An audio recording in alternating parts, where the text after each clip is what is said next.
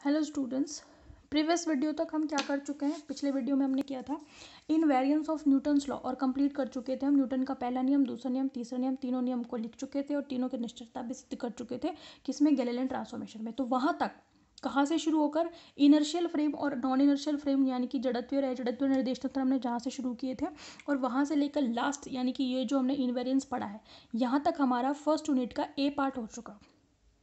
समझ में आ गई। यूनिट फर्स्ट का ए पार्ट वहाँ तक कंप्लीट हो गया, जो हमने अब तक पढ़ा है सारा उसमें समझ में आ गई।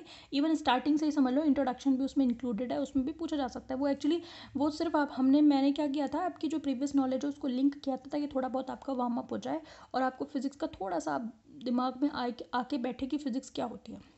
समझ में आ गया। बाकी क्वेश्चंस वहाँ से भी रखे जा सकते हैं, कोई दिक्कत नहीं है। चलो, अब हमारा वहाँ तक का ये पार्ट हो गया। अब हम एक नई चीज़ मेंशन करा रहे हैं, वो है स्पेशल थ्योरी ऑफ रिलेटिविटी या आपेक्षिकता के विशिष्ट सिद्धांत, जो कि किसने दिए थे, आइंस्टीन ने दिए थे। आपने पढ़े भी होंगे। ठीक है, तो हम STR शुरू कर रहे हैं। ठीक है, STR शॉर्ट में बोलते हैं और वैसे बोलते हैं स्पेशल थ्योरी ऑफ रिलेटिविटी।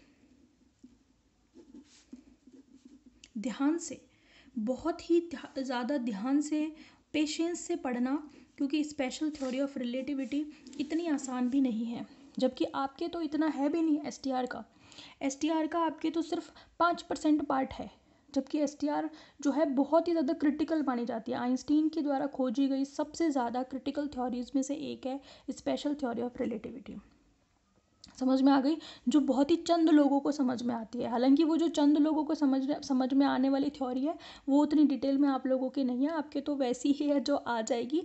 लेकिन रिलेटिविटी बहुत ज़्यादा है, एक चीज़ का दूसरे के साथ में क्या रिलेशन होगा, वो चीज़ बहुत ज़्यादा है।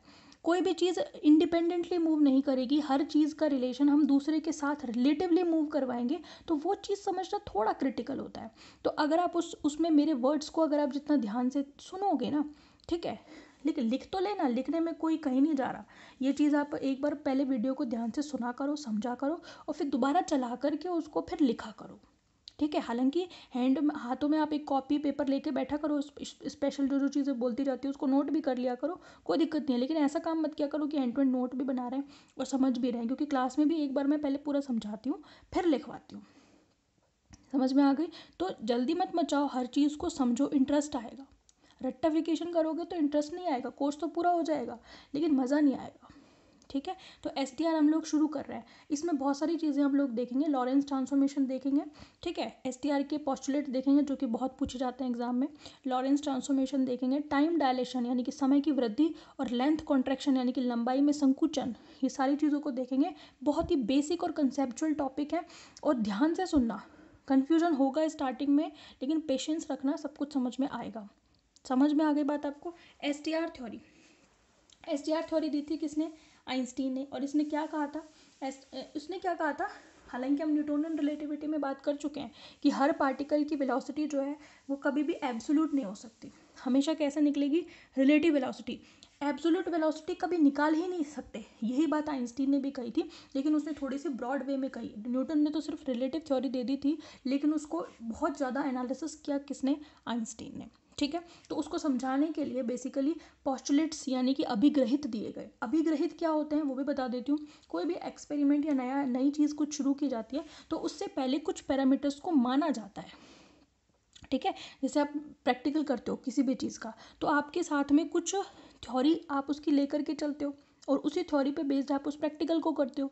समझ में आ गई। तो वो जो थ्योरी है, या फिर आप कुछ अलग से प्रिंसिपल या सिद्धांत लेकर के चलते हो, तो या फिर कोई भी नया एक्सपेरिमेंट शुरू करते हो, तो उससे पहले कुछ पैरामीटर्स को मान के चलते हैं अपन, और उन रिलेटेड या कंट्रोल्ड पैरामीटर या नियंत्रित जो प्राचल होते हैं उनके अंतर्गत हम उस एक्सपेरिमेंट को करते हैं।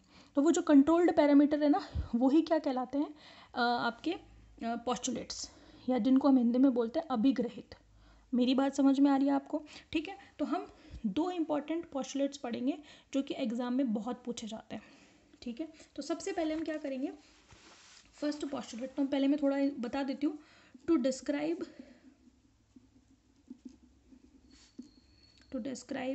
The relative theory of particles, या फिर ऐसे लिखो the relativity of particles,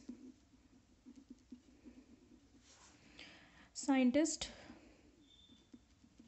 Einstein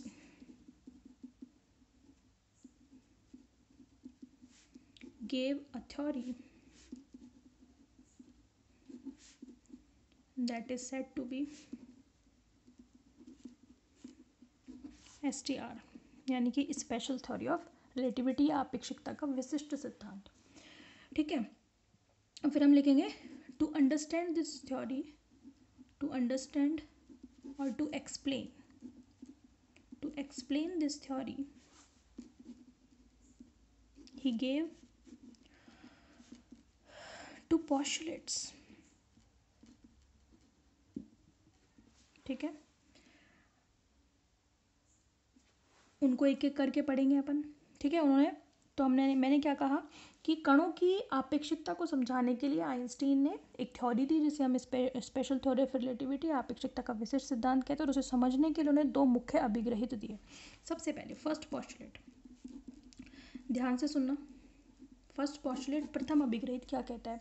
पहला पोस्टुलेट ये कहता है, जो हमने न्यूटोनियन रिलेटिविटी में पढ़े थे, कि भौतिकी के अगर दो फ्रेम है आपके पास एस और एस डैश, ठीक है, तो जो रूल्स फिजिक्स के एस फ्रेम में लगते हैं, ठीक है, वो सारे के सारे रूल एस डैश फ्रेम में भी लगेंगे, लेकिन कंडीशन ये है कि दूसरा फ्रेम पहले के रेस्पेक्ट में कांस्टेंट वेलोसिटी v से मूव करना चाहिए। पहली कंडीशन तो क्या होनी चाहिए कि दोनों ही फ्रेम इनर्शियल यानी कि जड़त्वीय निर्देश तंत्र होने चाहिए, यानी कि उनमें न्यूटन के पहले दूसरे नियम लागू होने चाहिए, पहली कंडीशन। दूसरी बात उसने ये कही कि दूसरा फ्रेम पहले के रेस्पेक्ट में नियत वेग से गतिशील होना चाहिए। अगर ये कंडीशन फॉलो होती है तो एस निर्देश तंत्र में फिजिक्स के जितने भी रूल्स प्रिंसिपल्स लागू होते हैं वो सारे के सारे एस डैश में भी लागू होंगे। समझ में आ गई? तो हम इसको कैसे डिफाइन कर सकते हैं कि भौतिकी के सभी नियम नियत वेग से गतिशील निर्देश तंत्रों में एक समान होते हैं। बात समझ में आ गई आप सभी को? ठीक है, तो हम लिखेंगे इसको, क्या लिखेंगे अपन? तो बेसिकली ना पूरे उसका सार यही है अभिग्रहित का। अब भले ही हम उसको कॉपी में लिखने के लिए 5-7-10 लाइनों में पिरो के लिखते हैं, लेकिन सार यही है। इसीलिए क्योंकि एस और एस डैश दो अलग अलग निर्देश तंत्रों में हम इसकी तुल्यता को बता रहे हैं कि उसमें भौतिकी के नियम सही होंगे या भौतिकी के नियम एक समान लगेंगे, इसलिए इस अभिग्रहित को तुल्यता का सिद्धांत भी कहते हैं, यानी कि प्रिंसिपल ऑफ इक्विवेलेंस भी कहते हैं। समझ में आ गई? तो एक तरीके से न्यूटन की रिलेटिविटी जो थी ना, न्यूटोनियन रिलेटिविटी है जो हमने गैलीलियन ट्रांसफॉर्मेशन में न्यूटन की अपेक्षिकता पढ़ी थी, उसी के समान इसने ये वाली बात कही थी। समझ में आ गई बात आपको? तो लिखते हैं हम इस चीज को, लिखेंगे in this postulate, in this की बजाय आप लिखे according to this postulate, according to this postulate. क्या कहा इस पोस्टुलेट में? All physical laws principles are equivalent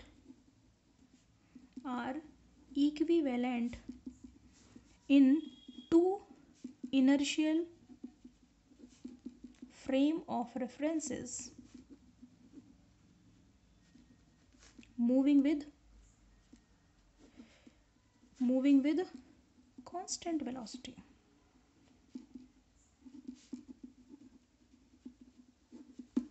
समझ में आ रही है बात? यानी कि नियत वेग से गतिशील है ना, जड़त्वीय निर्देश तंत्रों में भौतिकी के सभी नियम और सिद्धांत एक समान होंगे। ठीक है, फिर हम लिखेंगे therefore this postulate is also said to be principle of equivalence, principle of equivalence। समझ में आ गए? इसीलिए इस नियम तो नहीं कहेंगे, इसीलिए इस अभिग्रहित को तुल्यता का सिद्धांत भी क्या कहा जाता है। समझ में आ गई? तो हमने क्या कहा इसमें कि भौतिकी के सभी नियम और सिद्धांत परस्पर एक समान वेग से गतिशील निर्देश तंत्रों में क्या होंगे? समान होंगे।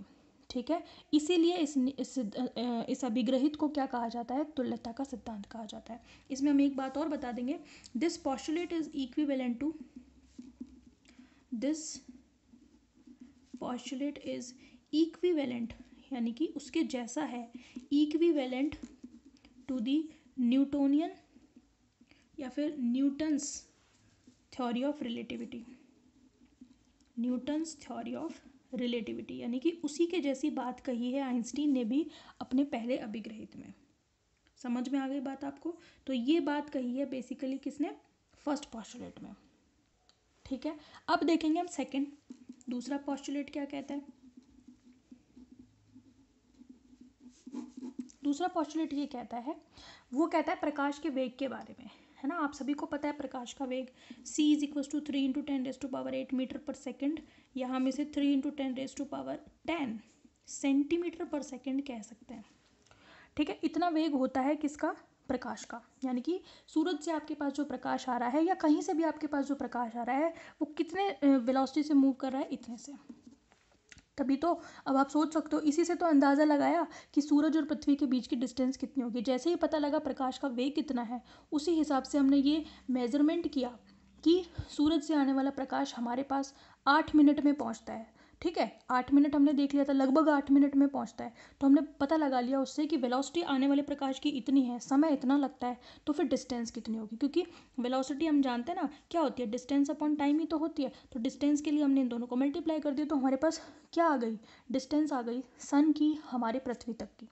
समझ में आ गई बात? तो जैसे जैसे ये चीज़ें पता लगी, हमें डिस्टेंस पता लग गई, हमें पता लग गया चांद की यहाँ से दूरी कितनी है, किसी पर्टिकुलर ग्रह की, ये सारी चीज़ें जो है पढ़ी जाती हैं अलग से। ठीक है, अलग की फिजिक्स की इसकी ब्रांच होती है जिसमें हम ये सारी चीज़ें पढ़ते हैं। समझ में आ गई बात आपको? खगोलीय फिजिक्स में पढ़ते हैं हम ये सारी चीज़ें।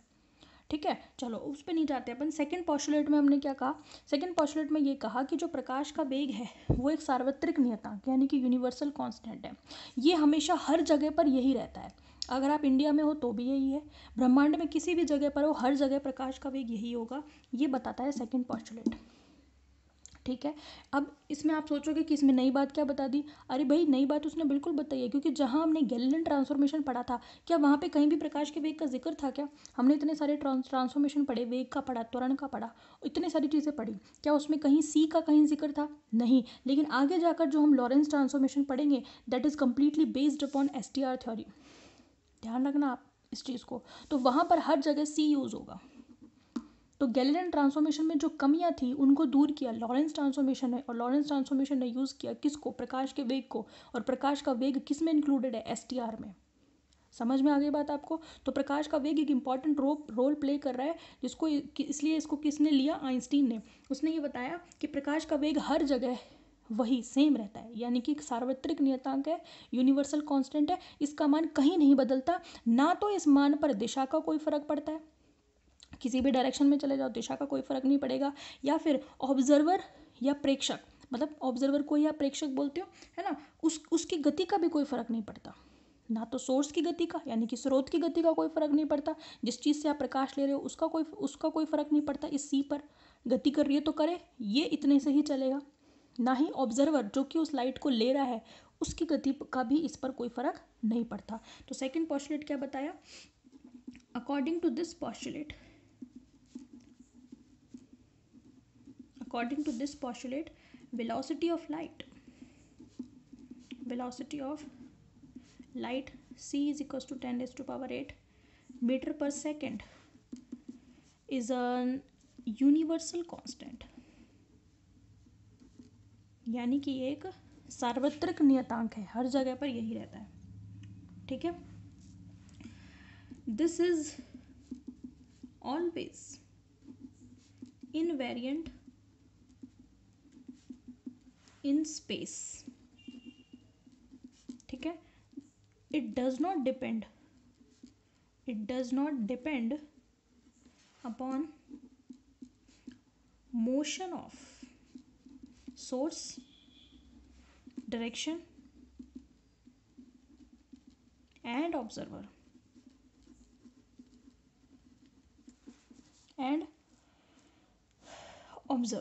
यानी कि इसका मान हमेशा निश्चल रहता है स्पेस में, यानी कि मुक्त आकाश में इसका मान हमेशा निश्चल रहता है। और यह ना तो दिशा पर निर्भर करता है, ना ही स्रोत की गति पर निर्भर करता है, और ना ही प्रेक्षक की गति पर निर्भर करता है। समझ में आ गई? और ना ही इनकी रिलेटिव मोशन पर डिपेंड करता है। ठीक है, तो ये वाली बात किसने बताई? आइंस्टीन ने बताई। और किस में बताई? सेकंड पॉस्टुलेट में बताई। समझ में आ गई बात आपको? तो ये दो मेन पोस्टुलेट हैं, ये आपको याद रखना है, पेपर में पूछे जाते हैं, वेरी इंपॉर्टेंट। STR थ्योरी में पोस्टुलेट्स पूछे जाते हैं, शॉर्ट नोट में पूछे जाते हैं। समझ में आ गई? कल हम शुरू करेंगे लॉरेंस ट्रांसफॉर्मेशन, जो कि काफ़ी लेंदी है, ठीक है, ध्यान से समझना, उसके एक एक स्टेप को, हर चीज़ को, प्रोसेस को फॉलो करना, रटने की ज़रूरत नहीं है। ये भी अगर आपको दोनों समझ में आ गए तो रट्टा मारने की ज़रूरत नहीं है, सीधे लिख सकते हो अगर आपको समझ में आ गई है तो। मेरे हिसाब से क्लास में ही याद हो गए होंगे दोनों चीज़ें, ठीक है। तो कल हम शुरू करेंगे लॉरेंस ट्रांसफॉर्मेशन। लॉरेंस ट्रांसफॉर्मेशन को देखेंगे, क्या कमियां थी गैलीलियन ट्रांसफॉर्मेशन में, वो आ जाएगी। लॉरेंस ट्रांसफॉर्मेशन ने उनको दूर किया था। Lorentz transformation equation very important है। गैलीलियन में दो तीन चीज़ें इंपॉर्टेंट है, मैं बता चुकी थी। लॉरेंस पूरी ही इंपॉर्टेंट है, ठीक है, पूछी जाती है इक्वेशंस, बड़ा क्वेश्चन आएगा उसका, काफ़ी लेंदी है उसका डेरिवेशन, ठीक है। चलो, थैंक यू।